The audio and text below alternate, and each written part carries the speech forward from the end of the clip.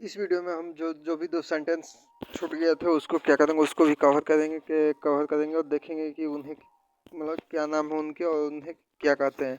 तो पहला हमारा था एक छोटा सा संकेतवाचक वाक्य।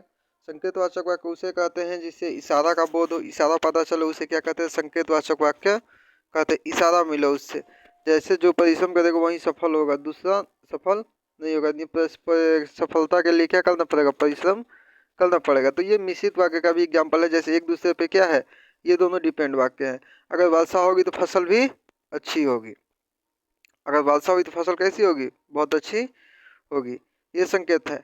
प्रश्नवाचक वाक्य में जिससे किसी प्रश्न को पूछे जाने का बोध होता है उसे क्या कहते हैं, प्रश्नवाचक वाक्य कहते हैं। लास्ट में क्वेश्चन मार्क जो होता है वो लगा रहेगा तो उसे क्या मानेंगे, हम प्रश्नवाचक वाक्य मानेंगे। उसके बाद आता है उपवाक्य। अब उपवाक्य कहते हैं किसे हैं, तो जिन क्रिया युक्त पदों से आंशिक भाव व्यक्त होता है उसे क्या कहते हैं, उपवाक्य कहते हैं। ये आंशिक भाव उससे क्या हो, उससे व्यक्त हो।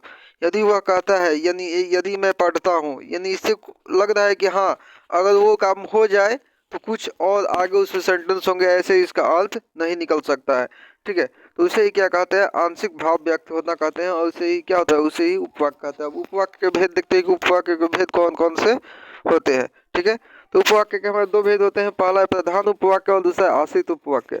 जो उपवाक्य पूरे वाक्य के से पृथक भी लिखा जाता है, यानी पृथक मीन्स अलग करके लिखा जाता है, जिसका अर्थ दूसरे पर आश्रित न हो, उसे क्या कहते हैं, हम प्रधान उपवाक्य कहते हैं।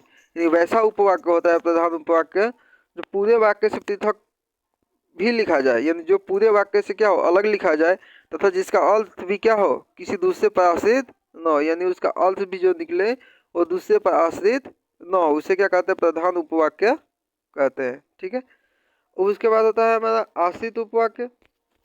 आश्रित उपवाक्य प्रधान उपवाक्य के बिना अर्थ नहीं दे सकते हैं, जो उस पर डिपेंड हो वो बिना अकेले सिर्फ अर्थ नहीं दे सकता, स्वतंत्र लिखा भी नहीं जा सकता है, उसे ही क्या कहते हैं, आश्रित उपवाक्य कहते हैं। जैसे यदि सोहन आ जाए तो मैं उसके साथ चलूं, यानी कहने का मतलब यदि सोहन आए तो क्या करूं, मैं उसके साथ चलूं। अगर सिर्फ लिखा जाए कि मैं उसके साथ चलूं तो ये अपना जो भी लिखना है ये अधूरा ही अर्थ देगा हमारा। यदि सोहन आ जाए आश्रित उपवाक्य है तथा मैं उसके साथ चलूं ये प्रधान उपवाक्य है। ठीक है, यहाँ पे जो वाक्य क्या है, एक दूसरे पे डिपेंड होता है उसे क्या कहते हैं, मिश्रित वाक्य भी कहते हैं। तो आश्रित उपवाक्य का मतलब यही हुआ कि एक सेंटेंस का दूसरे पे आश्रित हो। ठीक है, तो यदि सोहन आ जाए तो मैं उसके साथ चलो, यदि सोहन यहाँ आ जाए, ये क्या है, आश्रित है, यानी सोहन डिपेंड है किस पे, मुझ पे, कि मैं यहाँ से चल दूँ, सोहन आएगा तो। ठीक है, तो ये आश्रित उपवाक्य हुआ हमारा, एक वाक्य दूसरे वाक्य पे क्या है, आश्रित है। ठीक है, अब नेक्स्ट देखते हैं। और वर्गीकरण हम करना सीखेंगे कि सरल वाक्य किसे कहते हैं, मिश्र वाक्य किसे कहते हैं, और उनका रूपांतर करना भी हम सीखेंगे। तो यहाँ पे जितने भी दे रखे हैं ये सारे आश्रित उपवाक्य के शब्द दे रखे हैं, ये सारे शब्द जो हैं इसमें लिखे हुए, ये सारे से हम पहचान पाएंगे कि कौन सा सेंटेंस आश्रित है एक दूसरे पे। और मिश्रित वाक्य का भी हम डिफिनेशन कर सकते हैं, मिश्र वाक्य का भी कर सकते हैं। आश्रित उपवाक्य तीन प्रकार के होते हैं, संज्ञा उपवाक्य, विशेषण उपवाक्य और क्रिया विशेषण उपवाक्य। ठीक है, और संज्ञा भी हमेशा की से जुड़ा होता है, विशेषण हमें ज वर्ड जो होता है उससे जुड़ा होता है, जिसका प्रथम वर्ड क्या हो, वर्ण ज हो, तो उन सभी वर्डों से जुड़ा होता है, जैसे जिसके, जिसको, जिसने, जिनको, ये क्या है, जो ये सारे क्या है हमारे विशेषण उपवाक्य है। क्रिया विशेषण उपवाक्य,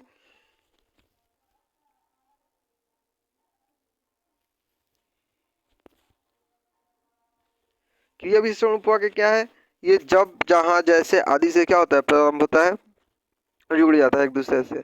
अब देखते हैं वाक्य का रूपांतरण। किसी भी वाक्य का परिवर्तन में सबसे एक बात ध्यान में रखनी होती है हमको, कि वाक्य बदल जाए लेकिन उसका अर्थ नहीं बदल चाहिए, उसका समय नहीं बदल, ना उसका काल बदले और ना ही अर्थ बदले, सिर्फ उसका क्या बदलना चाहिए, रूप। जो रूप लिखा गया, जो शब्द लिखे गए, शब्द बदल जाए लेकिन उसका अर्थ क्या हो, सेम वही निकलना चाहिए, उसे ही क्या कहते हैं, हम वाक्य का रूपांतरण कहते हैं। ठीक है, अब वाक्य रूपांतर में सबसे इंपॉर्टेंट यही होता है कि उसका अर्थ और उसका काल कभी बदलना नहीं चाहिए। जैसे यहाँ पे कुछ जैसे वाक्य का रूपांतर में ये बात ध्यान में रखनी होती है, काल और अर्थ उसको बदलने नहीं चाहिए। ठीक है, अब यहाँ पे देखते हैं वाक्य परिवर्तन करते समय ध्यान योग्य करने वाली बात क्या है। यहाँ पे तो वाक्य परिवर्तन करते समय निम्नलिखित बातें ध्यान रखनी चाहिए, यानी कि आपको कौन कौन सी बातें, केवल वाक्य रचना बदलनी चाहिए, अर्थ नहीं। यानी पहला बात तो हम पहले ही बता दिए कि अर्थ नहीं बदलना चाहिए। दूसरा वाक्य कह रहा है कि सरल वाक्य को मिश्र या संयुक्त वाक्य बनाते समय कुछ शब्द या संबोधन अथवा योजक आदि से जोड़ना चाहिए। यानी जब भी हम कुछ वर्ड सरल वाक्य को मिश्र वाक्य बनाते हैं तो कुछ संयोजक वर्णों से क्या करना चाहिए, शब्दों से हमें उनको जोड़ना पड़ेगा। ठीक है। तीसरा, संयुक्त मिश्र वाक्य को सरल वाक्य में बदलते समय योजक शब्द संबोधक अवयवों को क्या करते हैं, हम लोप कर देते हैं, यानी उन्हें हटा देते हैं। ठीक है। जो वर्ड हम जोड़े होते हैं उन्हें क्या करते हैं, हटा देते हैं। जैसे कुछ एग्जांपल में देख लेते हैं, सरल वाक्य से मिश्र वाक्य में परिवर्तन हुआ है। तो लड़के ने अपना दोस्त मान लिया है, यानी ये क्या है, एक सरल वाक्य। अब इसको मिश्र वाक्य में कन्वर्ट किया गया तो लड़के ने माना कि दोस्त उसका है, तो ये क्या किस में बदल गया हमारा, मिश्र वाक्य में। राम मुझसे घर आने को कहता है। ठीक है। तो इसको हमने कैसे किया,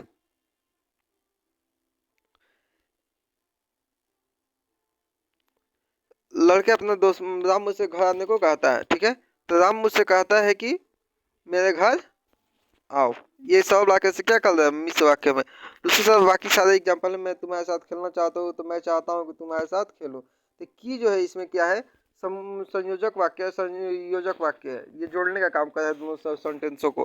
तो इस अगर सारा लिया जाए तो हम 80 तरह के वाक्य का कौन सा ये भाग होगा, तो क से जो जुड़ा होता है वो संज्ञा वाला भाग होता है, संज्ञा उपवाक्य बोला जाता है। तो जितने भी यहाँ पर लिखे हैं ये सारे क्या है, संज्ञा उपवाक्य है। ठीक है, यहाँ तक। और ज से जुड़ा होता है तो उसे क्रिया विशेषण हो गए, उसे विशेषण उपवाक्य कहते हैं। ठीक है, जहाँ जैसे जिसको, तो ये क्या विशेषण उपवाक्य है। ठीक है। तो सरल वाक्य से मिश्रित वाक्य में क्या किया गया, ये सारे सबको कन्वर्ट किया गया। ठीक है।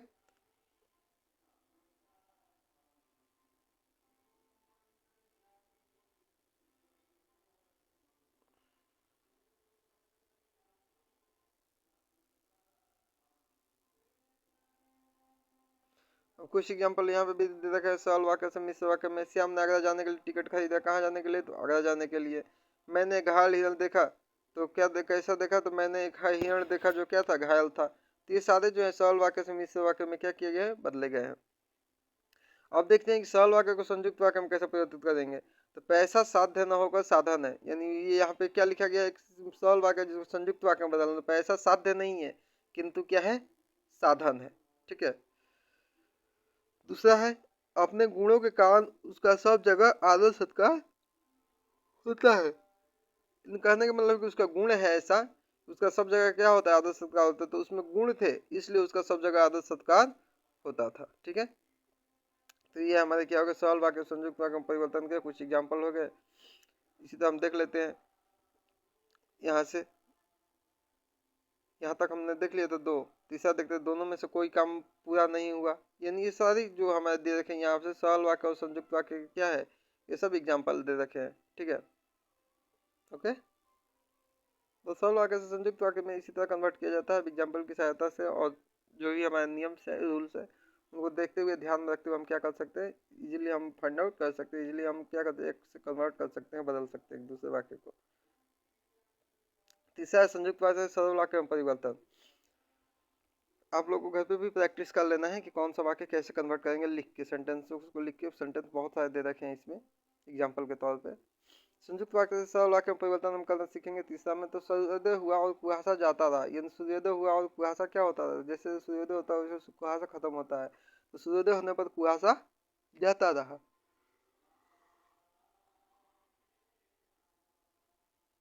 ओके। तो इसी तरह जल्दी चलो नहीं तो पकड़े जाओगे, यानी जल्दी जल्दी चलो नहीं तो क्या होगा, पकड़े जाओगे। तो जल्दी न चलने पर पकड़े जाओगे, तो ये क्या होगा, हमारा सरल वाक्य में कन्वर्ट हो रहा है। इसी तरह सारे जितने भी दे रखे हैं यहाँ पे संयुक्त वाक्य, वो किस में बदलने जा रहे हैं, सरल वाक्य में बदले जाएंगे सारे। ठीक है। तो बारी बारी से ऐसे एग्जाम्पल करके क्या करना है, हमको देख लेना है इनका।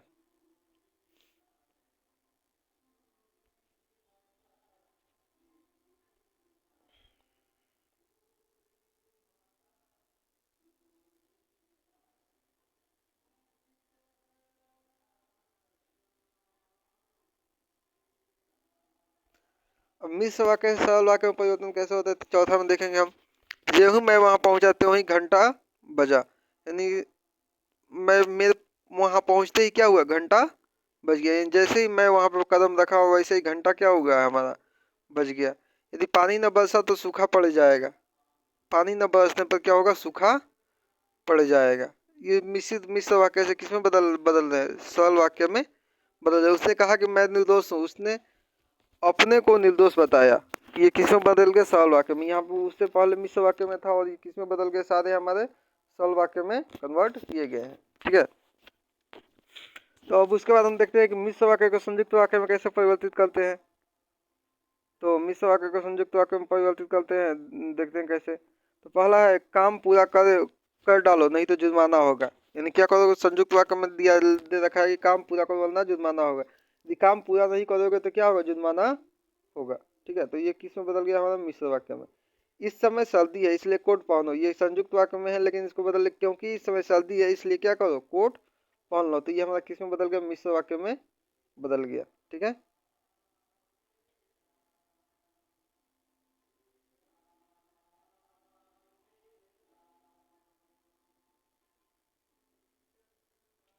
उसके बाद देखते हैं हम, वह मरणासन था, मरणासन यानी कि मरने के स्थान पे था इसलिए मैंने उसे क्षमा कर दिया।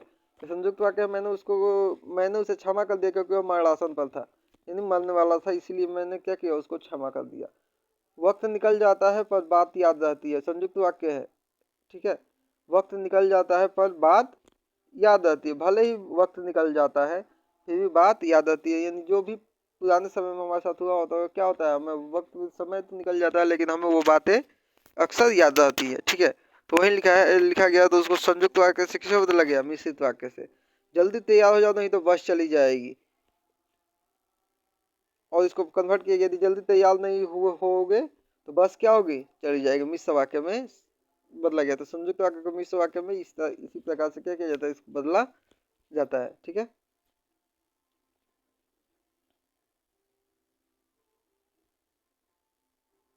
सातवां देखते हैं, विधानवाचक वाक्य से निषेधवाचक वाक्य में कैसे बदलेंगे, नहीं वाले वाक्य को वाक्य में कैसे बदलेंगे। इस प्रस्ताव सभी को मान्य है, यानी इसको हम उल्टा करेंगे तो इस प्रस्ताव को के विरोधाभास में कोई नहीं है। यानी कहने का मतलब विरोधाभास यानी कि विरोध में, इस प्रस्ताव जो प्रस्ताव आया है हमारा, इसके विरोध में कोई नहीं है। तो ये क्या हो गया, हमारा निषेधवाचक वाक्य बन गए। निषेधवाचक वाक्य भी बन गया और सेंटेंस का अर्थ भी नहीं बदला। उसी तरह तुम असफल हो जाओगे, कहने का मतलब तो पूरी तरह बोल रहा है तुम असफल हो गए, तो उसको हमने कैसे लिखा, तुम सफल नहीं हो जा पाओगे। यानी कहने का मतलब वही है लेकिन शब्द क्या हुआ, हमारे शब्द सारे बदल गए। शेरशाह सूरी एक बहादुर बादशाह था, यानी शेरशाह सूरी बहादुर कोई बादशाह नहीं था, बहादुर कोई बादशाह नहीं था। ये क्या निषेधवाचक वाक्य में भी हमने बदल दे रहे हैं और उसका अर्थ भी चेंज नहीं हो रहा था। विधानवाचक वाक्य से निषेधवाचक वाक्य में ऐसे ही बदलते हैं। ठीक है, इसको पॉजिटिव से निगेटिव भी बोला जाता है। उसके बाद देखते हैं 8 नंबर में, निश्चयवाचक वाक्य से प्रश्नवाचक वाक्य में परिवर्तन। ये 8 नंबर, तो निश्चयवाचक वाक्य से प्रश्नवाचक वाक्य में कैसे बदलते हैं। तो आपका भाई यहाँ नहीं है, तो ये निश्चयवाचक वाक्य है लेकिन इसको उससे हम प्रश्न कर देंगे इसी से कि आपका भाई कहाँ है, तो ये क्या बन गया हमारा, प्रश्नवाचक वाक्य। यानी लास्ट में क्वेश्चन मार्क लगा दिया। किसी पर भरोसा नहीं किया जा सकता है। ठीक है, तो इसको हमने कैसे किया, किस पर भरोसा किया जाए। ठीक है, ये वाला किसी पर भरोसा नहीं किया जा सकता तो किस पर भरोसा किया जाए।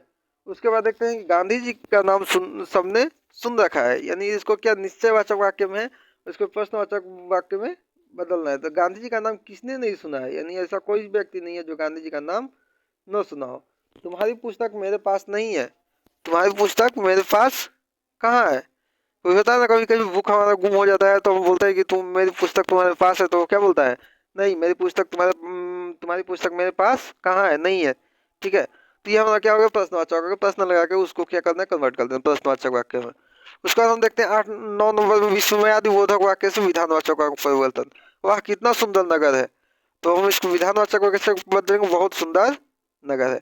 विस्मयादि बोधक वाक्य में क्या होता है कि हम कुछ शब्द ऐसे भी लेते हैं जो क्या होता है, अलग से उसमें अटैच किया जाता है, अलग से जोड़े जाते हैं। ठीक है, काश मैं जवान होता, यानी कि इसमें क्या है कि मैं चाहता हूँ कि मैं जवान होता। यहाँ पे लिखा गया है कि मैं चाहता हूँ कि मैं क्या होता, जवान होता। तो ये क्या है, विस्मयवाचक वाक्य में बदल जाएगा हमारा विधानवाचक वाक्य से।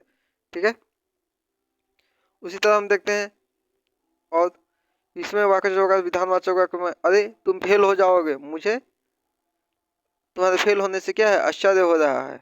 तो ये क्या है, तो वो इसको कैसे बदलेंगे हम विधानवाचक, मैं तुम्हारे फेल होने से क्या हो, आश्चर्य हो रहा हूँ। यानी तुम कैसे फेल हो गए, तुम इतने पढ़ते थे लेकिन फिर भी फेल हो गए, तुम्हारा नंबर मार्क्स कम आ गए, ये कैसे हो सकता है। ओह, ओहो, तुम खूब आए, मुझे तुम्हारे आगमन से अपार खुशी हुई। इसको विधानवाचक वाक्य में मतलब, खूब आए का मतलब क्या होता है, खूब क्या बहुत ज्यादा आ गए, नहीं, खूब आगे मतलब तो हमें क्या होता है, बहुत ज्यादा खुशी होती है, तो बहुत खूब बोलते हैं ना हम लोग, बहुत खूब, यानी बहुत अच्छा। तो इसको ही हम क्या बोलते हैं, विधानवाचक वाक्य बोलते हैं। ठीक है, कितना क्रूर है, यानी कितना क्या है, गुस्सैल है, कितना क्रूर है, कितना निर्दयी है, तो इसको क्या बोलते हैं, वो अत्यंत क्रूर है। ठीक है, इसी तरह हमारे विस्मयवाचक वाक्य, विस्मयादिबोधक वाक्य से क्या बदल रहे हैं हम, विधानवाचक वाक्य में परिवर्तन सीख रहे हैं। ठीक है, ये हमारे कुछ एग्जाम्पल्स हो गए, कुछ अभ्यास कार्य भी हो गया। हम देख लिया कि कैसे, हमने देखा कि कैसे कैसे हम संयुक्त वाक्य से मिश्र वाक्य में बदलते हैं, मिश्र वाक्य संयुक्त वाक्य में बदल सकते हैं, या संयुक्त वाक्य को किस तरह सरल वाक्य में कन्वर्ट कर सकते हैं, मिश्र वाक्य को किस तरह सरल वाक्य में कन्वर्ट करते हैं। ठीक है, विधानवाचक वाक्य को किस तरह निषेधवाचक वाक्य में कन्वर्ट किया जाता है, ये सारे हमने यहाँ पे एग्जाम्पल्स के तौर पे देखे। ठीक है, तो इन सभी एग्जाम्पल्स को आपको क्या करना है, एक बार रिवीजन कर लेना है, और बाकी जो नियम ऊपर में दिए गए हैं उनको, डेफिनेशन को याद रखते हुए सारे सेंटेंसेस को क्या कर सकते हैं, हम पहचान भी सकते हैं और उसको लिख भी सकते हैं। ओके, सारे सेंटेंसेस को क्या करना है, हमको नोट कर लेना है।